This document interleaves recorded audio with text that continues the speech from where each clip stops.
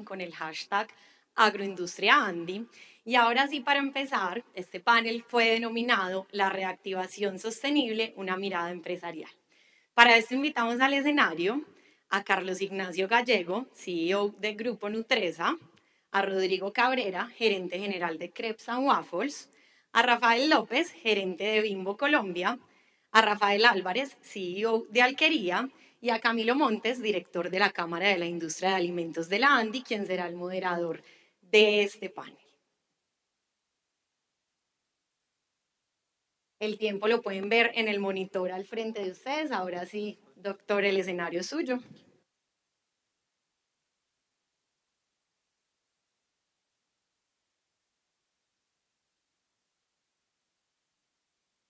Aló. Bueno, muy buenos días. Qué emoción estar aquí después de un año que hicimos el anterior Congreso de Agroindustria. Y de una vez voy a coger la propuesta que Bruce puso sobre la mesa y es enriquecer nuestra estrategia que hemos denominado Agro más Industria. Me comprometo con ustedes, por aquí está Valentina, hagamos un código QR donde aparezcan cada uno de esos componentes y la gente nos pueda aportar, no solo hoy durante el Congreso, sino de aquí en adelante, de cómo enriquecer cada uno de esos pilares. Pero qué bueno estar aquí con ustedes. Vieron pues esta presentación de Bruce donde básicamente quiero discutir con ustedes ese concepto de reactivación sostenible.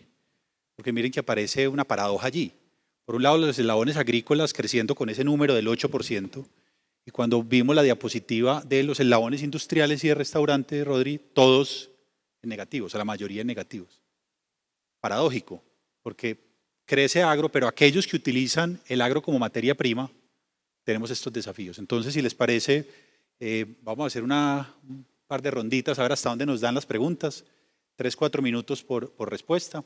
Y si quiere, pues arranquemos inclusive, Rodrigo, que usted ya está ahí listo, a mano derecha. La primera pregunta que les tengo es, ¿dónde deberían estar esas prioridades? Bruce nos mostró esas 7 dimensiones y el foco en la demanda de la cadena inversa, pero desde tu perspectiva y la de todos, ¿dónde deberían estar las prioridades para lograr esa reactivación sostenible que el país requiere? Sí, bueno, buenos días a todos, un placer estar con ustedes acá. Yo creo que Bruce enmarcaba una que para nosotros es muy importante, que es el marco normativo. Y para precisamente estructurar una verdadera estrategia de desarrollo agroindustrial, creo que ese marco normativo tiene que reconocer el entender el origen, que es el territorio, y la verdadera realidad que viven los campesinos en cada uno de sus territorios para estructurar una serie de normas, leyes, desde lo sanitario, en lo que corresponde a salud, desde lo fiscal, desde lo comercial, desde todos los aspectos jurídicos y hasta en la interconexión con el sistema financiero para poder dar precisamente la estructura que permita al campesino crear asociaciones, ver en la posibilidad de unirse y establecer desde un punto de vista formal la proyección de nuevas oportunidades. Entonces yo creo que una de las cosas más importantes que tiene que buscar y darse cuenta el país para generar realmente un desarrollo futuro es ver la realidad del campo y ver la realidad del campesino. Hay una gran deficiencia en ese entendimiento. Porque todavía te queda un minutico, afínelo un poco más. ¿Dónde está esa prioridad en el trabajo con campesinos desde la labor que ustedes adelantan en CREPS? Mira, la realidad es que es muy difícil para ellos el tener la motivación de ver que pueden conectarse con el mercado, un mercado sostenible de forma real. Cuando tú vas a los territorios y no tienes internet, pero tienes que tener facturación electrónica para poder legalizar el negocio, es un riesgo. Cuando tú tienes que tener, cuando no tienes ni siquiera los medios básicos como energía, agua para la producción, es un riesgo. Cuando para que una empresa te tenga que comprar, pero tiene que tener registro sanitario, pero ni siquiera el INVIMA llega a esos territorios y ellos no tienen el conocimiento para hacerlo y no tienen cómo acceder a este conocimiento, es el sector privado el que tiene que ver esto con ojos de responsabilidad social, cuando debería haber toda una estructura normativa y estratégica, como decía Bruce, para que realmente esto sea realmente un componente que se genere solo y que no esté enmarcado en temas de responsabilidad. Hoy en la tarde tendremos un panel de competitividad inclusiva y en particular la voz de los agricultores. Con Y ahí un par hay de una de las experiencias. asociaciones de CREPS, a Sabio, para Exactamente. que la Perfecto. Doctor Gallego, muchas gracias por acompañarnos. Para usted, ¿dónde deben estar esas prioridades para la reactivación sostenible? Sí, gracias Camilo, gracias a la Andy por la invitación y un gusto compartir con los colegas en esta conversación. A ver, yo quisiera arrancar diciendo que la presentación del doctor Bruce fue sumamente buena y yo la comparto, ahí hay una hoja de ruta completa. Desde nuestro punto de vista es clave, como él lo decía, la conexión con el mercado. O sea, si hacemos esfuerzos desconectados del mercado, uno no puede volverse muy bueno para producir algo que no sabe si lo va a vender y a dónde lo va a vender y cómo lo va a vender. Entonces, la construcción de conocimiento sobre el cliente, sobre el consumidor, sobre el comprador es muy importante, porque eso permite que uno construya ofertas de valor ganadoras. ¿Qué es una oferta de valor? Pues algo que alguien de verdad considera importante y está dispuesto a pagar por él. Entonces, que el país y que las organizaciones construyan ofertas de valor ganadoras no es una sorpresa. Si yo quiero ir a Cartagena y arranco por la carretera que va para Buenaventura, por muy bien que maneje no llego. ¿Sí? Entonces, yo creo que hay que trabajarle más a la parte de mercado. No podemos poner a la gente a sembrar lo que no es, donde no es y esperar que nos vaya muy bien. Entonces, esa es una primera de foco. Lo segundo, yo creo que una vez uno tiene la oferta de valor clara, se toma las fotos, mira hacia adentro y sabe qué activos le faltan y qué capacidades le faltan. Entonces, a partir de una buena oferta de valor, tenemos que desarrollar las capacidades y ahí hay conexión con la academia, estudio de mejores prácticas, aceleración en la adopción de mejores prácticas. No nos tenemos que inventar todo. La mayoría de las cosas ya están inventadas, simplemente hay que acelerar la aplicación. Y por último, mirarla más grande, o sea, internacionalización es clave, productividad, trabajo colaborativo, articulación, no solo entre empresas, sino con las comunidades y con lo público. Y creo que se vuelve cada vez más importante el que atributos distintos a los económicos hagan parte de la oferta de valor. O sea, la sostenibilidad está ahí conectada. Ahí hay una fuente importante de negocios. Muchas gracias. Rafael, la misma pregunta para ti, más con la visión que tienes llegando a Colombia de la operación de Bimbo en varias regiones del mundo. ¿Dónde deberían estar nuestras prioridades para esa reactivación sostenible? Bueno, primero, qué honor estar acá. Qué bueno compartir el panel con tan distinguidas personalidades. Llevo 4 meses acá en Colombia y la necesidad del campo es la misma que en todos los países de Latinoamérica. Me ha tocado trabajar en distintos países y me parece que quien está haciendo la tarea o países que veamos que están haciendo la tarea es porque empezaron como lo dijo Carlos Ignacio, empezaron a entender dónde va el consumo y a partir de ahí hicieron una estrategia hacia atrás. Curiosamente, hoy estamos encontrando un consumidor mucho más exigente. Hoy estamos ante un consumidor que está cambiando, las generaciones están cambiando. No es lo mismo lo que está consumiendo los millennials que los centennials. Y nosotros tenemos que estar acercando todo ese conocimiento a la industria agroindustrial del país. Y tenemos que tener esos puentes que conecten entre la información que contamos el sector privado con la información que ellos necesitan para tomar decisiones. Recién llegué, hice un recorrido por prácticamente todo el país y me resultó impresionante las diferencias que tiene la costa con el eje cafetero, con el centro, con el sur. Y qué pasa, y que a veces nos pasan en las compañías y creo que nos pasa en todos lados, creemos que desde Bogotá se pueden tomar todas las decisiones. Creo que no tiene mucho que ver lo que hoy estamos viviendo en Medellín con una realidad diferente al país que lo que estamos viviendo en Valledupar, en Sincelejo. Y nosotros tenemos que ir a acercar a esa medida de mercado con ellos esa información que les permita hacer un leak y un brinco tecnológico. Hoy la tecnología camina a un ritmo impresionante. Hoy lo que es una novedad, en 6 meses ya no lo es o hay un cambio. La inteligencia artificial nos viene a cambiar la vida a todos. Y que creo que nosotros tenemos la responsabilidad de hacer un leak, gobierno, sector privado y productores, para aspirar a un campo que realmente sea y que produzca lo que necesita el mercado. Muchas gracias, Rafael. El otro Rafael, ¿dónde deben estar esas prioridades nuestras como país para lograr esa reactivación sostenible? Gracias, Camilo. Saludos a todos.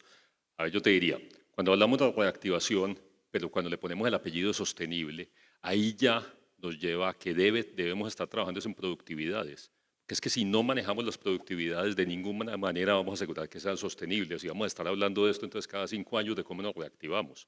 Si trabajamos en ellas, ya sí efectivamente vamos a estar hablando de cómo podemos conectarnos con esas necesidades del consumidor que hablaba Carlos Ignacio, o con esas cadenas productivas pero globales que nos invitaba Bruce. Porque es que a hoy no podemos conectarnos con una cadena productiva ni siquiera local, pero mucho menos global, si no trabajamos en estas productividades. ¿Cómo asegurar que el campo sea productivo? Y ahí, desde el punto de vista de alquería, de hecho, nosotros tenemos 4 causas. Una de ellas es mantener el campo siempre vivo. Y en esas hemos venido trabajando también, o sea, a la hora de desplegarla, trabajamos en el primero, es cómo brindar esa asistencia técnica. Carlos Enrique mencionaba, es que las cosas ya están inventadas, eso ya está, pero desafortunadamente la mayoría de nuestros campesinos no tienen acceso a esas tecnologías básicas, no estamos hablando ni siquiera de cosas totalmente avanzadas, son tecnologías básicas que le pueden ayudar a tener esa productividad que ellos necesitan. El segundo, después de que tengan acceso a eso, la verdad es que el acceso al crédito es muy limitado. El sistema bancario está diseñado para que el agro no tenga acceso. O sea, básicamente estamos hablando de dos mundos que van por separado, a pesar del interés de cada uno de linkearlo, pero a hoy no ha sido posible. Pero el tercero y el más importante para mí es cómo trabajar sin infraestructura que logre linkear todo eso y que logre una de las cosas que nosotros más hemos logrado con este tipo de proyectos que hemos impulsado, que es un cambio de mentalidad. Hoy Bruce lo mencionaba, el campo es informal. Y el campo es informal, ¿y eso qué genera? Que se maneja desde el punto de vista de lo hago, estoy en el campo y tengo mi finca para sostenerme. Y cuando logras que ellos vean que eso no es de sustento, sino que ellos son microempresarios del agro, ya logras un cambio en el cual ya de ahí para adelante ya todo es embajada. Pero desde que no tengamos ni ellos ni todos nosotros un esquema mental de que allá hay empresa y de que eso no es solamente un tema de informalidad, desafortunadamente no lo vamos a lograr. Sí, además hemos estado disciplinados 3-4 minutos para alcanzar a dar un par de rondas. Quisiera entrar en materia sobre sostenibilidad. Vimos en la estrategia que Bruce presentó que hay un pilar o una dimensión denominada desarrollo sostenible. Y ahí se abordaban temas como la producción baja en carbono, la economía circular, la transición energética, a ver si me acuerdo la otra, el uso sostenible de la biodiversidad, entre otras. Yo particularmente creo que Colombia, competir, por ejemplo, en el escenario de los commodities, le puede ser difícil en términos de la escala que podríamos lograr en el corto plazo. Inclusive alimentos transformados, compitiendo, por ejemplo, en economías en la región con lo que hace, por ejemplo, México, difícil. Pero si incluimos en nuestra propuesta de valor un eje fundamental en la sostenibilidad, que tiene tanto la dimensión económica, pero también la ambiental y la social, desde mi perspectiva creo que ahí puede haber una propuesta súper ganadora. Entonces quisiera preguntarles en ese sentido, y si quieren arranquemos ahora de aquí para allá. Ya desde esa propuesta de valor de sus compañías, de sus grupos empresariales, ¿cómo aparece esa sostenibilidad en términos prácticos? Rafa estaba hablando un poco sobre las causas que ustedes tienen, pero ayúdanos a aterrizar un poco de forma más concreta, como del PIG para adentro, por decirlo de alguna forma. O sea, ya en las decisiones empresariales, ¿cómo se traduce ese desarrollo sostenible tanto desde la perspectiva ambiental como la social. Y vamos también con una rondita de 3-4 minutos. Adelante. Dale, entonces, en nuestro caso, la verdad es que es un tema que está medianamente integrado o está en el ADN de lo que ya es la compañía, porque nosotros cuando hablas de esa cuenta económica, esa cuenta social y esa cuenta ambiental, básicamente a resumir lo que es una compañía B. Y Alquería es una compañía B, es la compañía B más grande de Colombia. Entonces, de ahí ya empezás a traer y empiezas a desplegar todos estos procesos y esta mentalidad, que no se trata de verlos de manera separada, porque son totalmente integrales. La verdad es que vos no ejecutás planes económicos, planes ambientales y planes sociales por separado. La verdad es que ejecutás iniciativas que impactan los tres. Y de eso te puedo poner ahí, digamos que varios ejemplos. Uno de ellos, y así es, el de logramos el año pasado una meta de ser plástico neutro, plástico positivo. Pero ¿cómo lo logramos? A través de las asociaciones de recicladores. Entonces, logramos un impacto ambiental, pero logramos un impacto social en más de 2.600 recicladores y logramos un impacto económico porque claramente este sistema o este proceso, si bien nos tomó más de 4 años la implementación y llegar acá, casi 4 o 5 años, termina siendo mucho más económico que el otro. Pero poniendo un ejemplo que sea mucho más específico y ligado a la parte del agro, te tengo otros dos. Y es, uno, vuelvo al tema que lo mencionaba el doctor Carlos Ignacio, que ya las cosas están inventadas y hay que traer tecnología y estas cosas. Hicimos una alianza hace poco con Bumitra. Y Bumitra es una tecnológica global que lo que hace es que le da acceso a que los pequeños ganaderos puedan medir la huella de carbono que están reduciendo y puedan llegar a tener acceso a que esa huella de carbono que están reduciendo puedan vender bonos de carbono en el mercado internacional. Si logramos eso, la verdad es que estás haciendo un impacto brutal, porque tenés un impacto ambiental clarísimo y medible, un impacto social porque mejoras la vida de los ganaderos y un impacto económico porque claramente vas a estar mejorando los ingresos de ellos a través de la venta de esos bonos de carbono. Y ellos lo único que están haciendo es lo mismo que han venido haciendo. Gracias. Rafael López. Bueno. En estrategia, ¿cómo aparece este desarrollo sostenible en el Grupo Bimbo? Nosotros en Grupo Bimbo trabajamos bastante fuerte en el tema de la sostenibilidad en el largo plazo. Y voy a poner como ejemplo la estrategia que tenemos. Nosotros tenemos una estrategia que va dividida en 3, que es para ti, para la vida y para la naturaleza. ¿Qué es para ti? Estamos en el desarrollo de productos cada vez con más impacto saludable en nuestro portafolio. Todo el desarrollo de la línea vital, todo el desarrollo que traemos en Salmas. ¿Qué es para la vida? Es cómo nosotros estamos impactando positivamente en nuestras comunidades. Nosotros hoy tenemos un programa precioso que se llama Campeonas de Sueños. Y nosotros estamos impulsando el fútbol femenil, pero además los estamos llevando a esas niñas de Barranquilla, de Cartagena, a vivir la experiencia con demás países de Latinoamérica, a ir a entrenar con el equipo de fútbol Barcelona. Y creo que ese programa es de lo más lindo que tenemos. Y que es para la naturaleza, todo el tema de agricultura regenerativa, y nosotros ser muy responsables dónde compramos y a quién le compramos los productos del campo.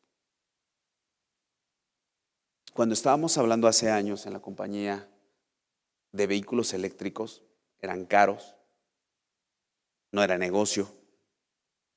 Y cuando Daniel, que lo conoce muy bien, Carlos Ignacio, el CEO, el presidente de Grupo Bimbo, dice, pues hagamos que para nosotros sea negocio. Entonces decidió Bimbo, poca gente sabe, que nosotros prácticamente estamos produciendo el 50% de los vehículos eléctricos que usamos. Se montó una planta, en la misma planta donde se hacen los exhibidores para poner en el mercado los racks. En esa misma planta se están construyendo los vehículos eléctricos que hoy sí nos dan una ventaja. Nosotros tenemos con casi 100 vehículos en Bogotá que nos permiten circular primero todos los días. Y eso nos da una ventaja increíble. Al principio decimos, no tienen repago, no tienen ROI. Pero cuando ves todas las bondades que tienen esos vehículos en el largo plazo, nosotros vamos a ir en búsqueda de más inversión hacia esta tecnología sostenible. Y bueno, creemos nosotros que en este tipo de cosas que hoy la tecnología no es barata, nosotros le tenemos que estar apostando, experimentando, para que nosotros podamos tener una plataforma de largo plazo haciendo esto muchísimo más exponencial.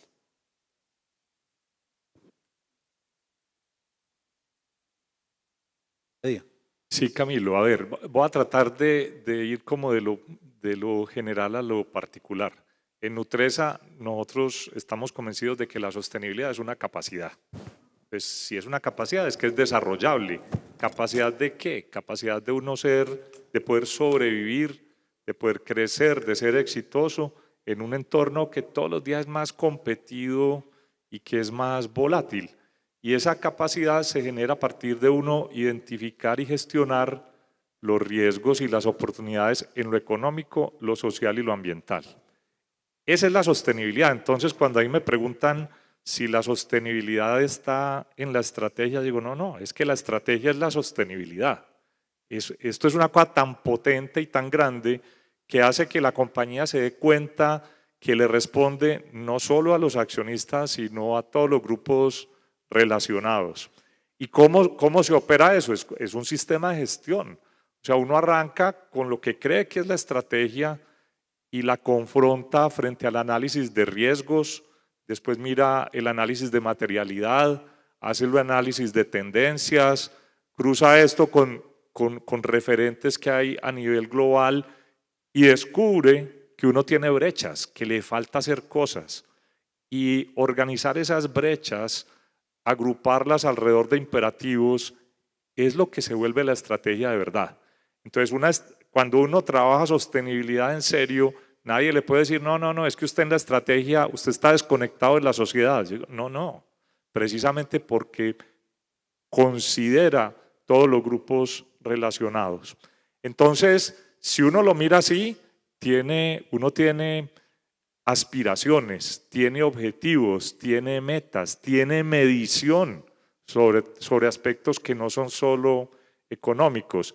Y aunque son solo 4 minutos, déjame decir títulos, porque digo, y deme ejemplos de cómo se aplica eso, yo los puedo dar. Y traje algunos que tienen mucho que ver con estos encadenamientos que tienen que ver con el campo.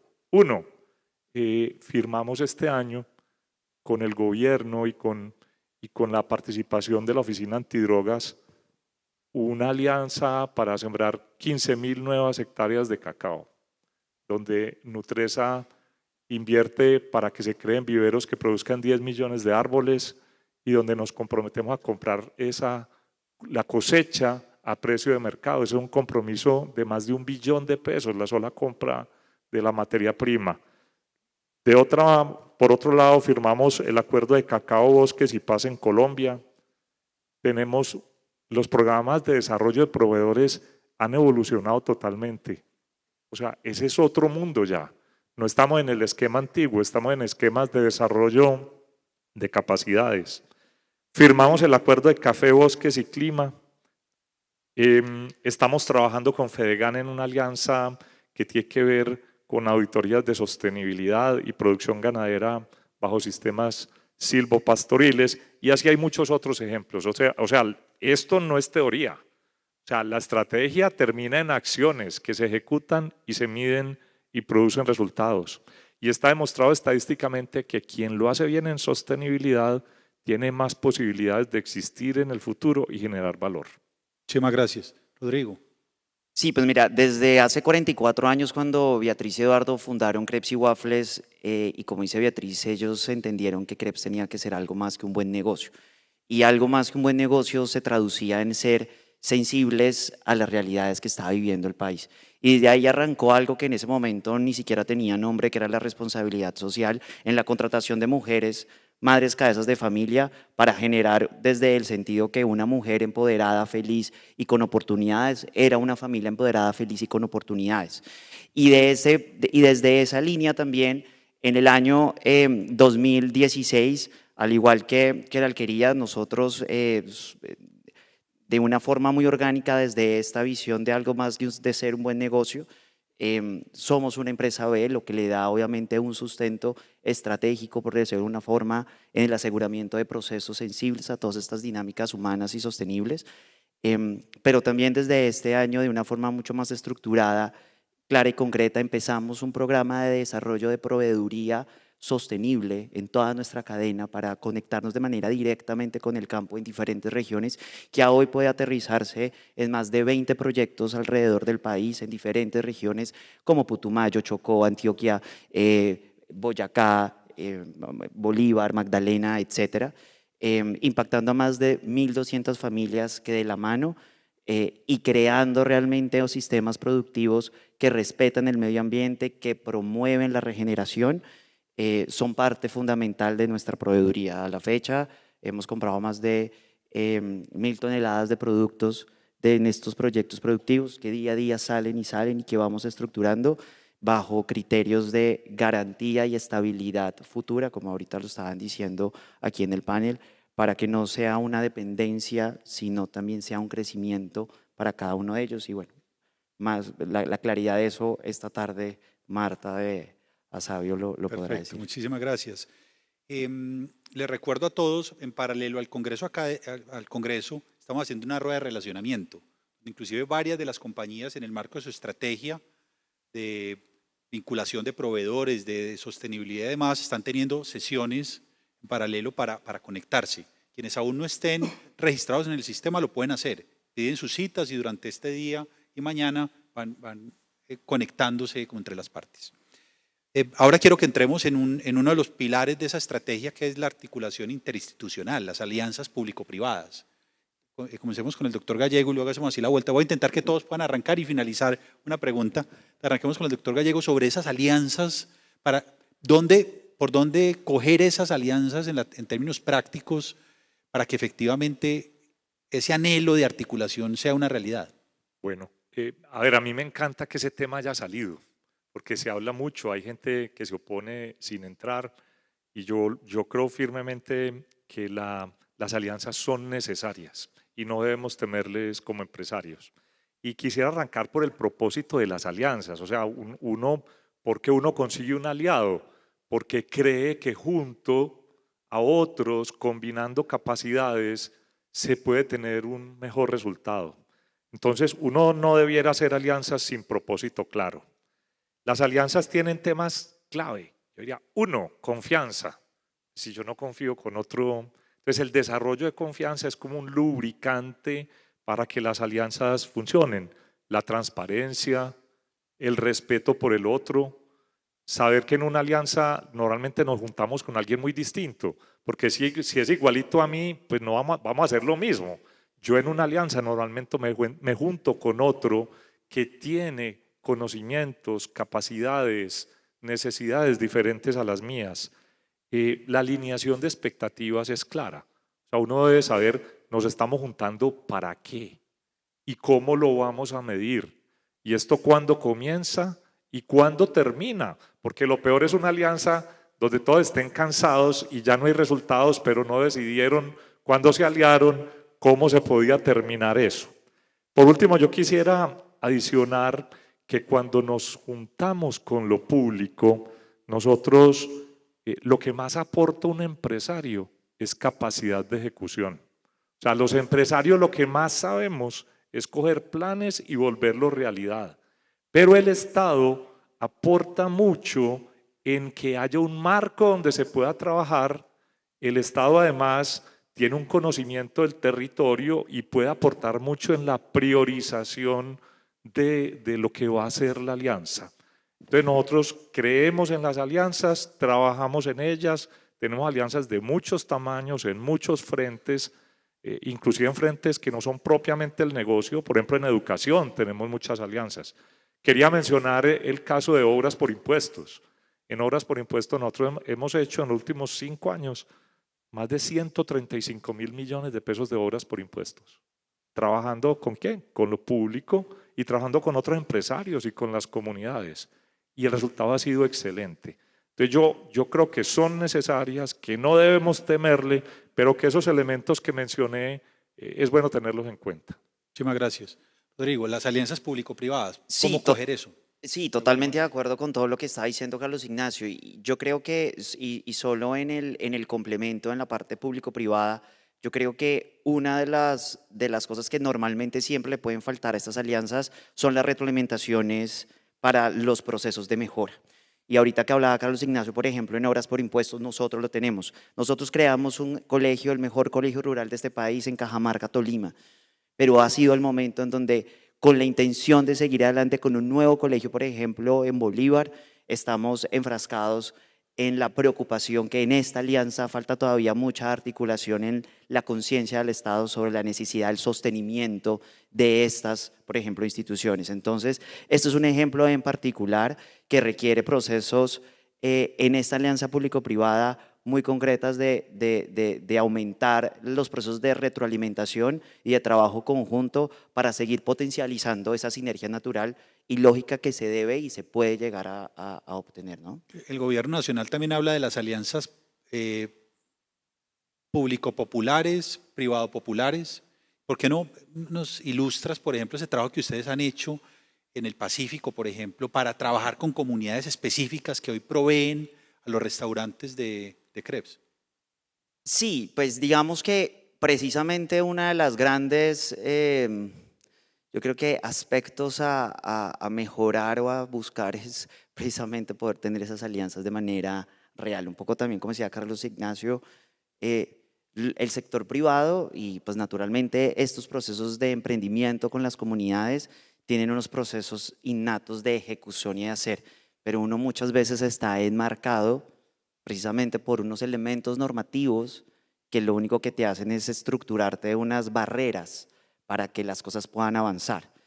Y ahí es donde la alianza realmente público-privada no existe, porque el Estado tiene unas, digamos, unas estructuras para poderse mover de una forma muy poco rápidas, muy poco flexibles y muy poco idóneas para la realidad de los territorios. Un poco alineado a lo que estaba hablando anteriormente. Vale, muchas gracias.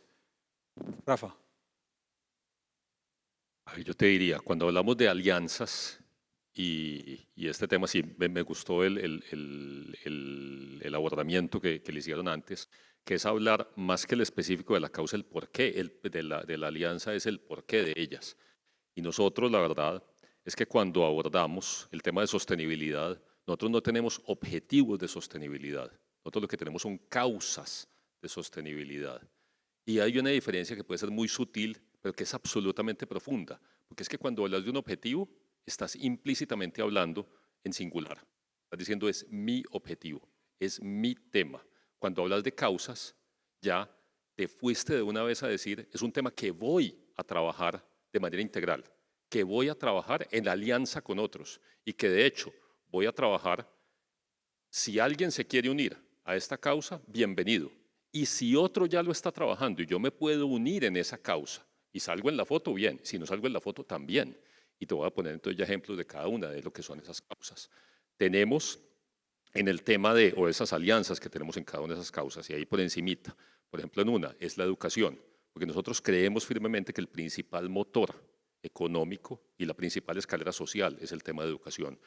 Todo el impacto que estamos haciendo con la Fundación Alquería Cavelier y que a hoy digamos que está enfocada en un departamento en Colombia, pero donde llegamos a más de 150.000 niños, todo ese esfuerzo se hace a través de una alianza trabajando directamente con los municipios, con la Secretaría de Educación de Cundinamarca y con las padres de familia y ellos. Y un detalle importante, ahí el resultado es que ya más del 80-85% de esos colegios han mejorado consistentemente sus resultados de las pruebas saber. Y ahí es donde ya después decís, ¿cómo lográs que todos esos niños ya van a tener un mejor futuro? Ahí solamente por mencionar algunos ejemplos, también eso suena que es un tema urbano. No, la mayoría de estos colegios quedan en zonas rurales y zonas rurales muy apartadas y donde vemos que ya muchos de esos niños ya logran tener acceso también a la parte de educación y educación superior. Yéndome a un ejemplo específico del agro, hay un tema que venimos impulsando también desde hace más de 10 años y es cómo lograr esa mayor productividad. Y ahí también necesitamos una alianza completa para mantener el campo siempre vivo. Hablamos de esa asistencia técnica, hablamos de que la tenemos que hacer junto con el gobierno también. 2, cómo llevar crédito, acceso a crédito. Y 3, cómo llevamos un tema de infraestructura y de acceso a mercados para lograr asegurar que como agro y como campo nos volvemos más competitivos. Gracias. Rafael, esas alianzas público-privadas, ¿cómo cogerlas en la estrategia? Mira, cuando pensamos, por ejemplo, quiero hablar de 2 temas. Uno, la carrera Global Race. Primero queremos hacer un evento deportivo. Después queremos hacer un evento deportivo con causa. Y hoy tenemos el evento deportivo con causa más grande del planeta. Una carrera que se corre en más de 30 países. En Colombia específicamente, 10,000 corredores, 200,000 rebanadas de pan. ¿Cómo repartes 200,000 rebanadas de pan? Aunque las quieras regalar.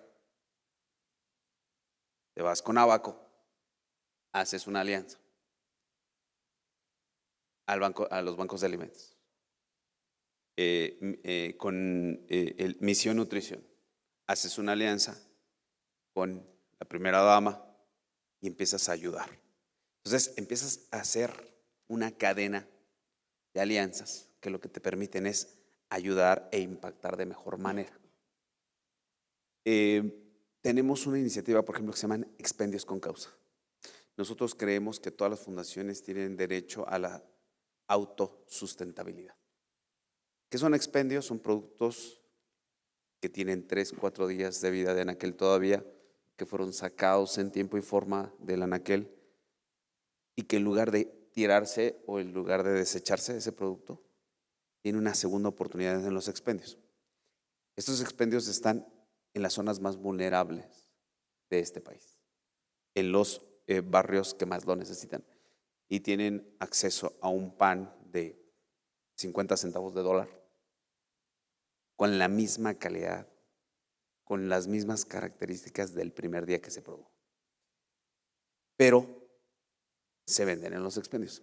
Y ahorita estamos promoviendo que las asociaciones, las fundaciones, tengan la oportunidad de tener su propio expendio. Nosotros vamos, les ayudamos, promovemos, les enseñamos cómo ser empresarios, cómo manejar el cash flow, les enseñamos cómo administrar el expendio. Y Bimbo, ¿qué pone? El primer surtido del expendio es gratis para ellos.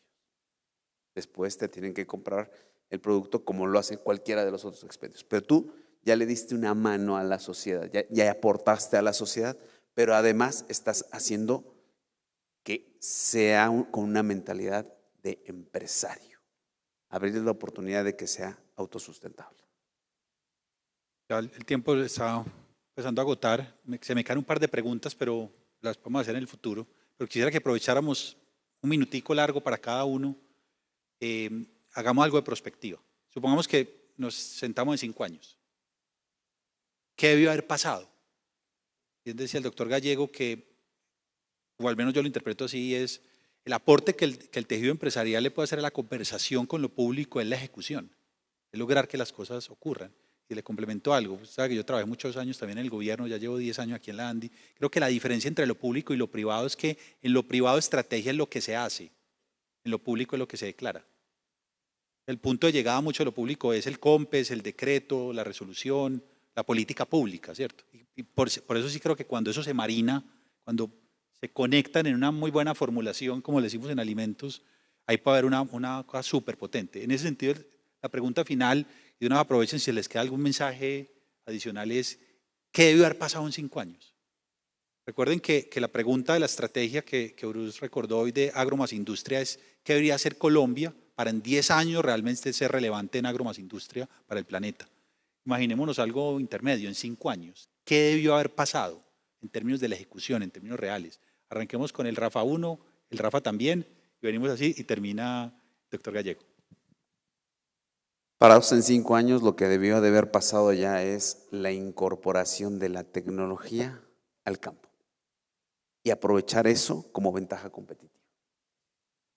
Colombia tiene todos los recursos para ser potencia agroindustrial en lo que se determine, en lo que se le ponga foco.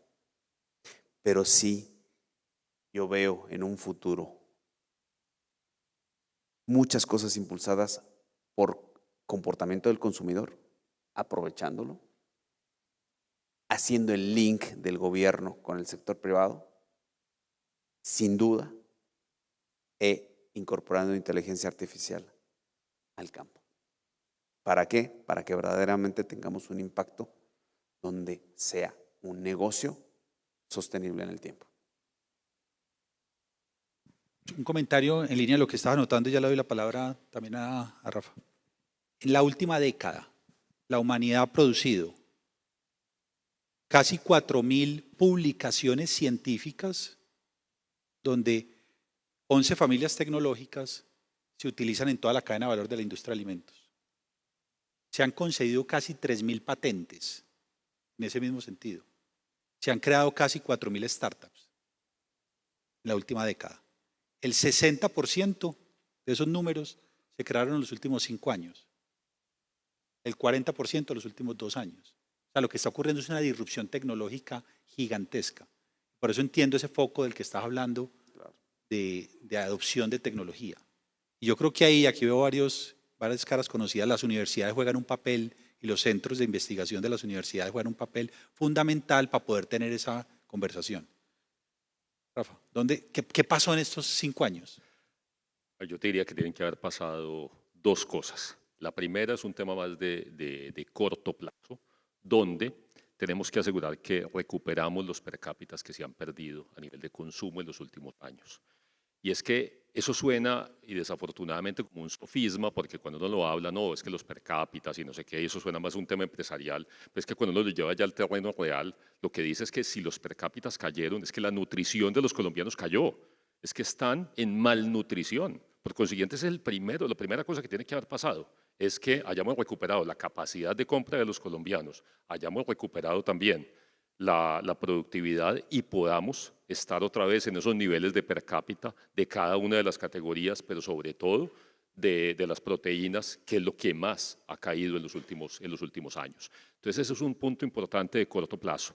Pero también lo que tendríamos que haber asegurado dentro de 5 años es que sentamos las bases para poder hacer esas reformas estructurales que requerimos a nivel de agroindustria en Colombia y que estamos trabajando ya en esas mejoras de competitividad, de productividad y de conectividad para poder asegurar que a mediano y largo plazo efectivamente estamos conectados con esas cadenas productivas globales.